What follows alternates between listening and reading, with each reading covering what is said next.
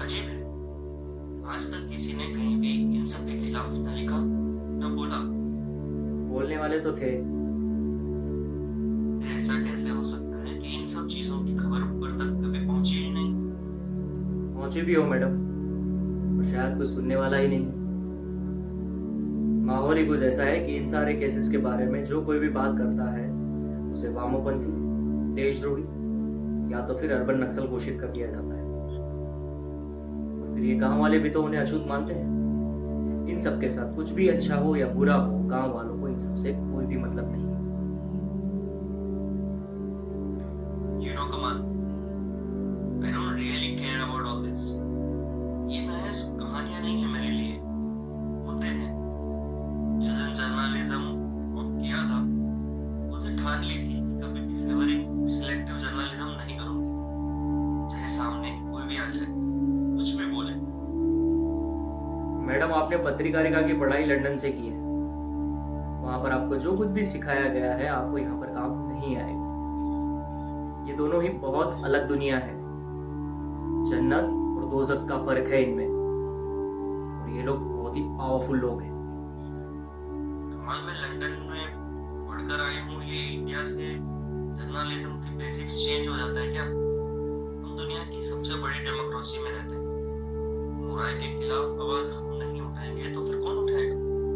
अगर हम आज भी डर जाएंगे कि मुन्ना सिंह और ब्रिजेश गुप्ता जैसे लोग अपने फायदे के लिए एक नए बाहुबली को बलि चढ़ा देंगे, बस इसकी नहीं है बात, इसकी नहीं है कौन कितना पावरफुल है, बात है सच की, बात है अकाउंटेबिलिटी की, और सबसे बड़ी बात है रिस्पॉन्सिबिलिटी। ये सिर्फ मेरा काम नहीं, ये मेरी रिस्पॉन्सिबिलिटी है कि मैं समाज में इन जैसे लोगों को सच बाहर लेकर आऊं।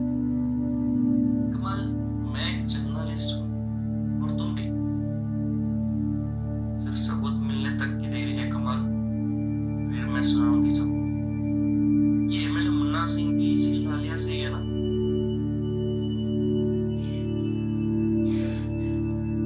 इस जिले का बाहुबली है। इसके आदेश के अलावा यहाँ पे पत्ता भी नहीं हिलता। 20 साल से निर्विरोधी एमएलए है। पार्टी चाहे किसी की भी हो, एमएलए तो बाबू साहब ही बनते हैं।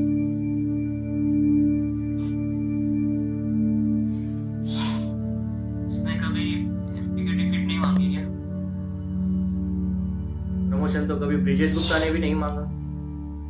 15-16 सालों से एक ही थाने में दरोगा है, और उसने जितने एनकाउंटर्स किए हैं उस हिसाब से तो उसे अब तक एसपी बन जाना चाहिए था। मतलब आपको क्या लगता है ये मुन्ना सिंह और ये ब्रिजेश गुप्ता यहाँ पर क्यों है? मैं समझाता हूँ। लालिया एमपी, झारखंड और बिहार तीनों राज्यों की बॉर्डर से कनेक्टेड है। हमारे देश के कितने भी बड़े अपराधी को अगर अंडरग्राउंड करना हो तो एमपी से निकाला, लालिया से होते हुए उसे बिहार पहुंचा दिया। इसकी कीमत 1 करोड़ रुपए। झारखंड से 1000 ट्रक कोयले की निकलती है रोज। दिन का 50,000 टन कोयला। रोज की 7 ट्रेन निकलती है जिसमें 36,400 टन कोयला, और 1 टन कोयले के पीछे 800 रुपए की रंगदारी है।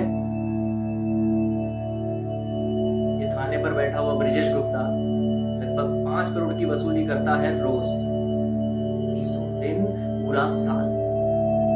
अब आप ही हिसाब लगा लीजिए।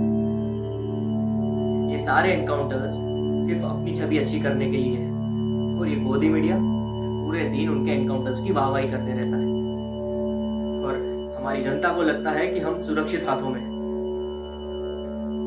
राजधानी में बैठे हुए लोग मोनू सिंह की पीठ थपथपाते हैं, और मोनू सिंह विजेंद्र गुप्ता की पीठ थपथपाता है। एक खूबसूरत बात पता है कमाल? इंडिया में एक ऐसा आदमी था जिसने बिना हथियार उठाए 200 साल पुराने साम्राज्य को इंडिया छोड़ने पर मजबूर कर दिया था। हम तो फिर भी जर्नलिस्ट हैं, तो कितने भी पावरफुल क्यों ना हो, उन सबके एम्पायर ढहा दिए गए कभी न कभी। और ये सब हर बार आम लोगों ने ही शुरू किया है। हमें भी बस वो कड़ी ढूंढनी है कमाल। सिर्फ एक प्रूफ कमाल, मुन्ना सिंह और ब्रिजेश गुप्ता का ये नेक्सस भी ढह जाएगा। मैडम, मैं आज तक आपकी मदद सिर्फ इसीलिए कर रहा था ताकि मुझे दिल्ली वाली नौकरी मिल जाए। और जब से आपके साथ काम करना शुरू किया है तब से एक अलग सी हिम्मत आ गई है। अलग ही मिट्टी की बनी हो आप